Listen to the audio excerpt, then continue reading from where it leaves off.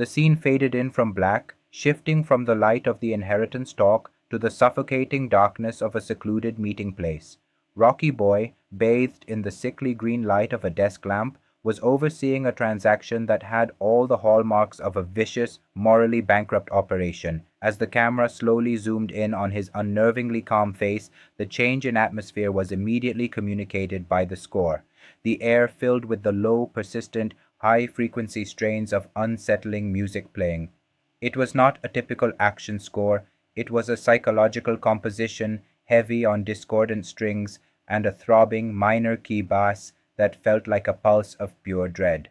The score itself became a clue to the villain's depravity. The music was designed not to excite the senses, but to instill a feeling of profound sickness and unease. Rocky Boy, talking in a low conspiratorial whisper to a subordinate, appeared utterly detached as he signed off on an order that would undoubtedly lead to untold suffering.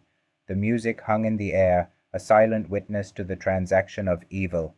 It created a mood of dread and psychological terror, suggesting that the true horror of Rocky Boy's character lay not in his violent acts, but in his utter lack of conscience. He was an empty vessel, a black hole of morality. The music reached a crescendo of distorted, screeching strings during a brief, pivotal moment, the Midnight Monster transition scene.